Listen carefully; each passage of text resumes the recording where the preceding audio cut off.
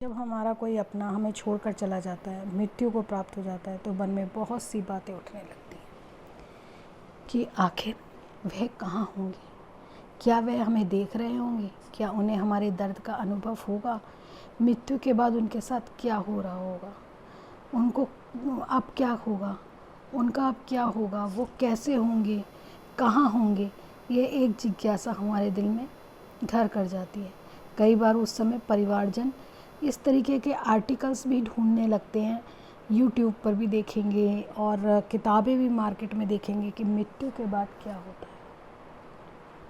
लेकिन एक सत्यता है कि आज तक ये कोई नहीं जान पाया कि मृत्यु के बाद क्या होता है, क्योंकि मृत्यु के बाद का अनुभव सिर्फ एक वही बता सकता है जिसकी मृत्यु हुई हो, और एक बार जो मृत्यु को प्राप्त हो जाता है वह लौट कर कभी नहीं आता।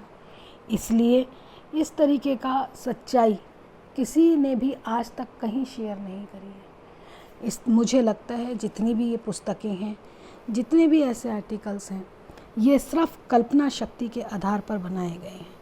ये सब बातें काल्पनिक हैं और लोगों को इस पे इतना ज़्यादा विश्वास हो जाता है कि वे अंधविश्वास में जीना शुरू कर देते हैं।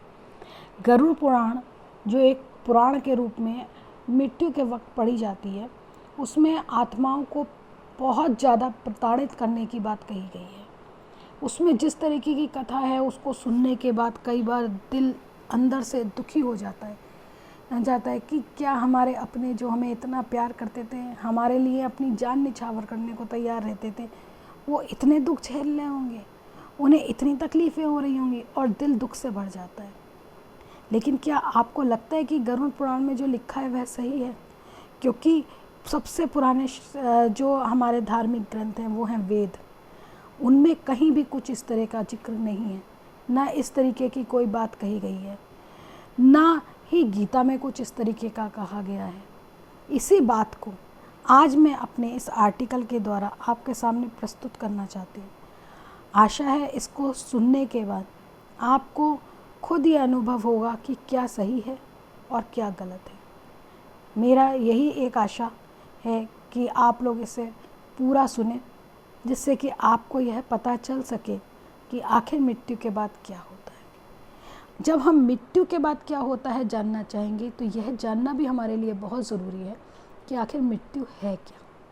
और जब हम मृत्यु क्या है यह जानना चाहेंगे, तो पहले यह समझना आवश्यक है कि आखिर जीवन क्या है। हम संसार में दो प्रकार की वस्तुएं देखते हैं।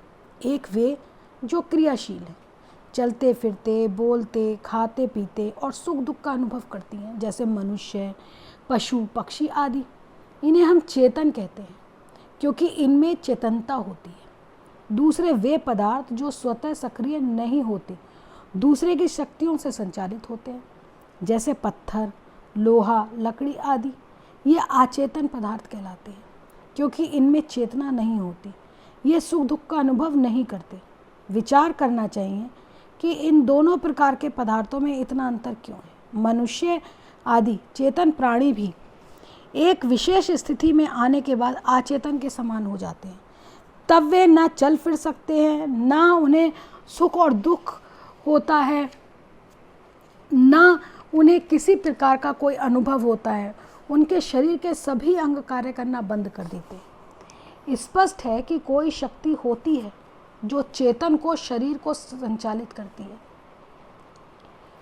और उसके निकल जाने पर पूरा शरीर अचेतन सा हो जाता है। इसी शक्ति का नाम जीव है।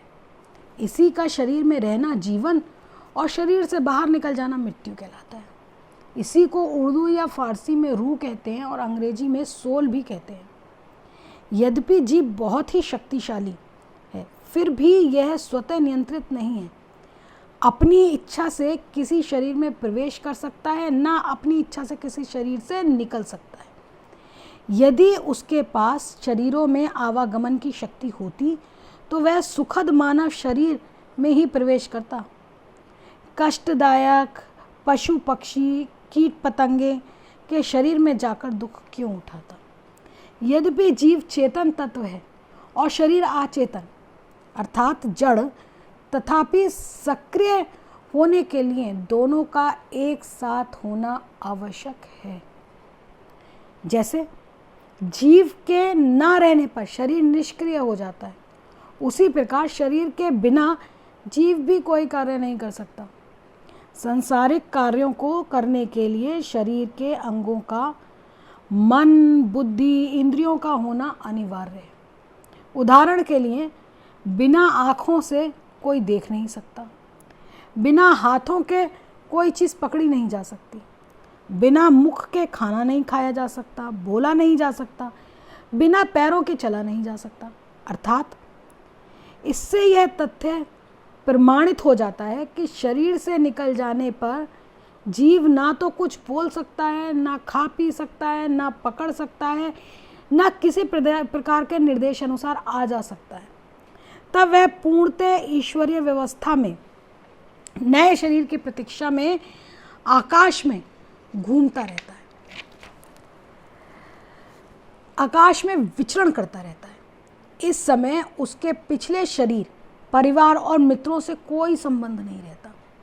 अतः मृत आत्मा को बुलाने, भोजन कराने तथा उनसे कोई भी कार्य कराने की बात जैसे आधारहीन और काल्पनिक है, वैसी ही मृत आत्मा द्वारा किसी को प्रताड़ित करने की बात भी काल्पनिक है। वेद, शास्त्र, गीता जैसे धर्म ग्रंथों में इसी शाश्वत सिद्धांत को प्रतिपादित किया गया है। अतः गरुड़ पुराण के आधार पर किए जाने वाले कर्म कांडों का कोई औचित्य और आधार नहीं है। यह सब केवल मात्र स्वार्थी तत्वों द्वारा फैलाया गया अंधविश्वास ही है। जब किसी जीव द्वारा विगत जीवन काल में किए गए कर्मों के आधार पर ईश्वर की न्याय व्यवस्था से नूतन योनि जैसे मनुष्य योनि, पशु योनि, पक्षी योनि आदि और माता पिता का निर्धारण हो जाता है, तो जीव गर्भ रूप में प्रवेश कर जाता है या गर्भ रूप को प्राप्त करता है और तदानुसार शरीर का निर्माण पूरा हो जाने पर जन्म ले लेता है। अब उसमें पूर्व योनि के ना गुण रहते हैं, ना उनकी स्मृतियां रहती हैं। नए शरीर में आने पर उसके गुण, स्वभाव और क्रियाएं वर्तमान योनि के अनुकूल ही हो जाती हैं। एग्जाम्पल, एक जीव जो भेड़ बकरी की योनि में अहिंसक और शाकाहारी होता है, मृत्यु के बाद यदि सिंह योनि में जन्म लेता है तो हिंसक और मांसाहारी हो जाता है। अतः जो श्रद्धालु पितृपक्ष में अपने दिवंगत पितरों की आत्माओं को बिना यह जाने कि वे किस योनि में जन्म ले चुके हैं भोजन कराते हैं, तो वह उपास करने योग्य नहीं है।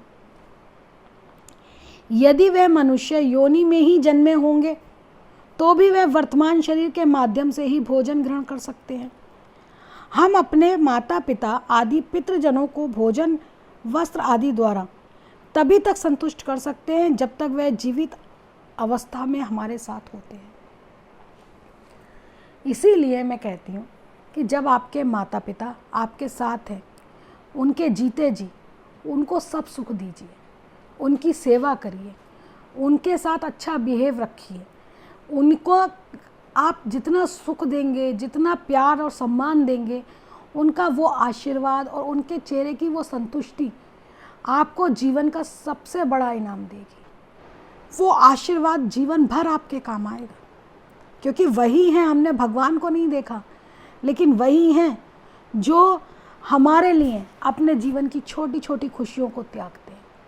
हमें जन्म देने से लेकर हमारे बड़े होने तक पता नहीं कितने कष्टों को उन्होंने सहा होगा, कितनी अपनी इच्छाएं हमारे लिए मारी होंगी। अगर हम उनको इज्जत देते हैं, उन्हें प्यार देते हैं, उन्हें मान सम्मान देते हैं, तो उनके दिल से जो दुआएं निकली होती हैं ना, वो बहुत शक्तिशाली और हमारे जीवन के लिए एक वरदान है। कहते हैं ना, जो माँ बाप की सेवा करते हैं या जिनके माँ बाप उन्हें आशीर्वाद देते हैं, वो ज़िंदगी में बहुत फलता है। माँ का दिया आशीर्वाद, माँ बाप का दिया आशीर्वाद हमेशा फलता है। इसलिए उनके जीते जी आप उन्हें जो प्यार, जो सम्मान देंगे, वो उनके हृदय को संतुष्टि देगा, वो उनके मन को तृप्त करेगा। तो ये जो काम है ना, ये जीते जी करना ज़्यादा अच्छा है। पितृजनों को मृत्यु के बाद भोजन कराने के लिए रखना, या पंडितों से पूजा कराने से ना तो वो उस खुशी का अनुभव कर पाते हैं, और ना कौए के खाने से या किसी और जने के खाने से, पंडितों के खाने से उनकी आत्मा को वो भोजन लगता है, क्योंकि वो तो कहीं और जन्म ले चुके, वो तो दूसरा जीवन भोगने चले गए। इसलिए जो करना है, जो माता पिता के लिए करना है, जो अपने पितृजनों के लिए करना है, उनके जीते जी ही करें। जिस प्रकार जीवात्मा को कर्म करने और सुख दुख भोगने के लिए शरीर की आवश्यकता होती है, उसी प्रकार जीव के निकल जाने पर अकेला शरीर भी कुछ नहीं कर सकता। वह अचेतन जड़ कुछ भी अनुभव नहीं करता। उसे चाहे जला दो, काट दो, धरती में गाड़ दो, नदी में बहा दो, उसे कोई अनुभव नहीं होता। मृतक शरीर का अंत्येष्टि संस्कार पर्यावरण को दूषित होने से बचाने के लिए किया जाता है, जिससे जीवित प्राणियों के स्वास्थ्य की रक्षा हो सके। मृत शरीर की अंतिम क्रिया का निकल गए जीव से कोई भी संबंध नहीं रहता। अतः जली हुई अस्थियों को नदी में प्रवाहित करने पर जीवात्मा को सद्गति होने की बात भी आधारहीन, तर्कहीन और बुद्धिहीन है। ऐसा करने से नदी का जल अशुद्ध हो जाता है, जो स्वास्थ्य की दृष्टि से पीने योग्य नहीं रहता है। अतः अस्थियों को धरती में गाड़ देना चाहिए, जो खाद के रूप में उपयोगी हो सकता है। निर्माण और विनाश का शाश्वत चक्र सर्वथा देखा जा सकता है। जन्म, वृद्धि और मृत्यु भी इसी का एक रूप है। यह नियम केवल मनुष्य, पशु आदि जंतु आदियों पर ही नहीं है, वरन वनस्पतियों में भी समान है। गेहूं का धान आदि का बीजारोपण धरती में किया जाता है, उससे पौधे निकलते हैं, बढ़ते हैं, पकते हैं और अंत में सूख जाते हैं। उनसे प्राप्त बीज यानी अन्न धरती में आकर पुनः पौधे के रूप में प्रकट हो जाता है। इसी प्रकार मनुष्य का जन्म, वृद्धि, मृत्यु और पुनः जन्म का चक्र निरंतर चलता रहता है।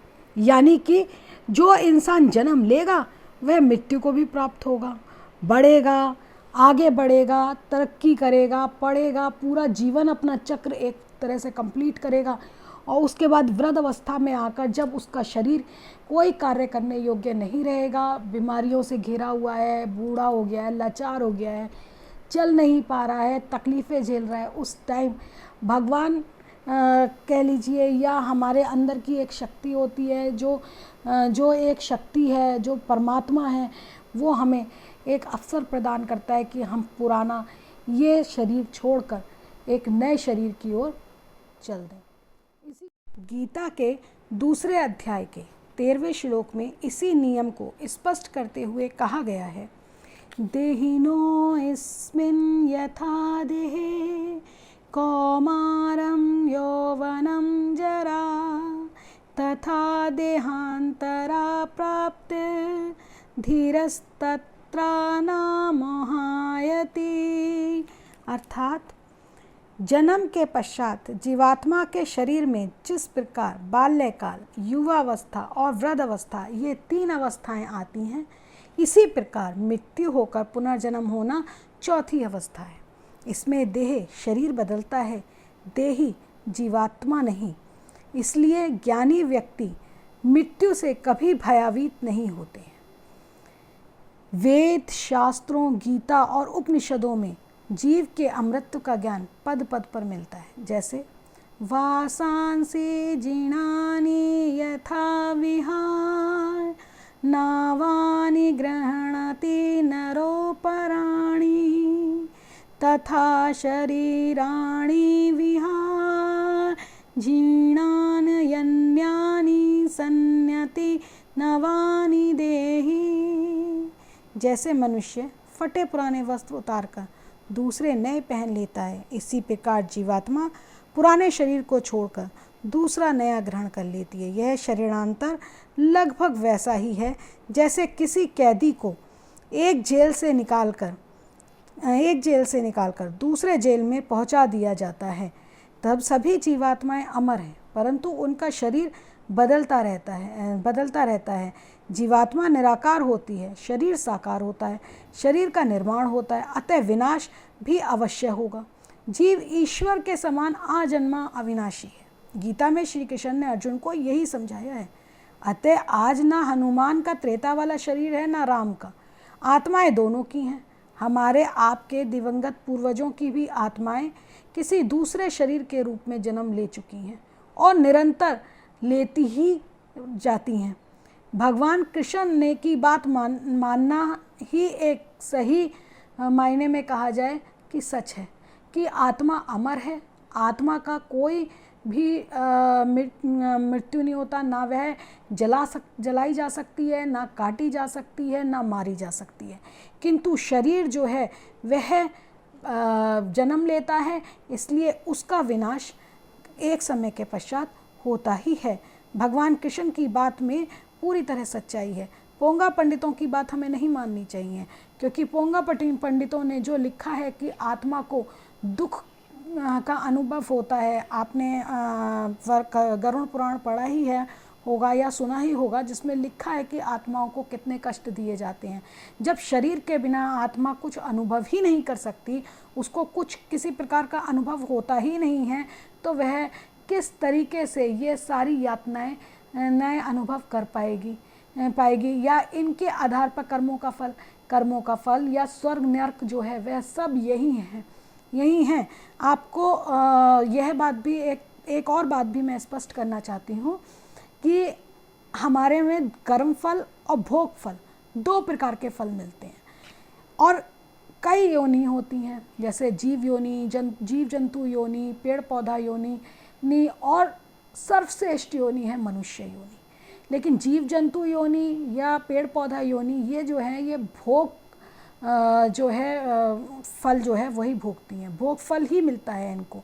क्योंकि क्या है कि ये वही कार्य करती हैं जो इनको पहले से जन्मजात मिला हुआ गुण होता है। जैसे कि अगर बकरी को कहा जाए तो वह किसी को मार नहीं सकती, बकरी जो है वो पेड़ पौधों को ही खाएगी, क्योंकि उसको जन्मजात जो है शाकाहारी गुण मिला हुआ है। लेकिन अगर शेर को देखा जाए तो वह छोटे जानवरों को मारकर खाता है, तो उसे उन जानवरों को मारने का कर्म नहीं भोगना पड़ेगा, क्योंकि वह उसका जन्मजात गुण है जो ईश्वर द्वारा, जो ओमकार जिसको हम मानते हैं कि कोई शक्ति है उसने उसे जन्मजात वह गुण दिया है। इसलिए ये सारे जो हैं वो भोग फल योनि कहलाती हैं।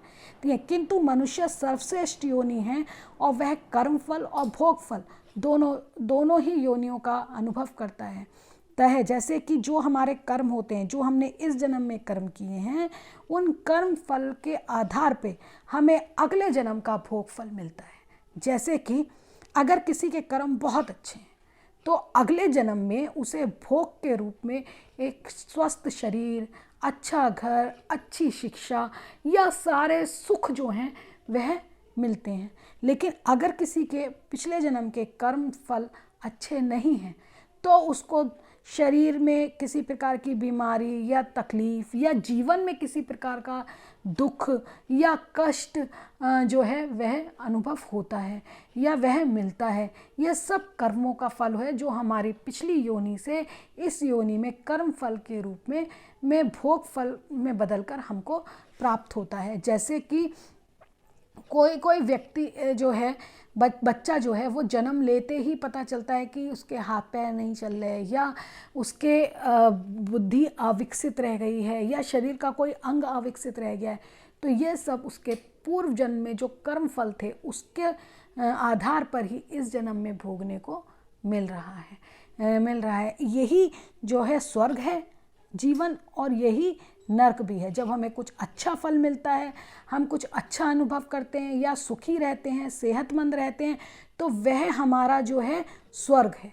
और जब हम किसी प्रकार की तकलीफ़ें, किसी प्रकार की परेशानी, किसी प्रकार के दुख जो हमारे शरीर को मिलते हैं या हमारे मन को मिलते हैं, तो उस टाइम जो हमारे लिए बुरा वातावरण क्रिएट होता है वो हमारे लिए नर्क का काम करता है। स्वर्ग नर्क सब हमें जन्म लेने के पश्चात ही अनुभव होता है। यही एक सत्यता है। इसी जो सत्यता के आधार पर ही वेदों में कहा गया है, गीता में कहा गया है, जो गरुड़ पुराण वगैरह है, या जो अंधविश्वास की किताबें हम देखते हैं कि मृत्यु के बाद के टाइप की किताबें आपको मार्केट में अवेलेबल हैं, मिल रही हैं, उनमें जो लिखा है वह सिर्फ एक काल्पनिक गाथा है। इसे काल्पनिक ही समझना चाहिए। आप इस पे अंधविश्वास करके अपने आने वाले जीवन को और कष्टदायक ना बनाकर अच्छे कर्मों पर ध्यान दीजिए। अपने कर्म करना हमारे हाथ में है और फल देव के हाथ में है। ये एक बहुत पुराना शब्द हैं जो बहुत पुराने लोग बोलते थे। यह सच बात जो है वह सत्यता पर आधारित है। अपने जो कर्म फल हैं वो हमें अच्छे रखने चाहिए। यही मैं इस कथा में आपको बताना चाहती थी, मैं अपने इस आर्टिकल में आपको बताना चाहती थी आखिर मृत्यु के बाद की सच्चाई क्या है। आशा है मेरी ये पूरा आर्टिकल आपको सुनने के बाद ये अनुभव हो गया होगा कि क्या अंधविश्वास है और क्या सच्चाई है। अगर आपको मेरा आर्टिकल पसंद आया हो तो प्लीज़ मेरे चैनल को लाइक और सब्सक्राइब करना ना भूलिएगा।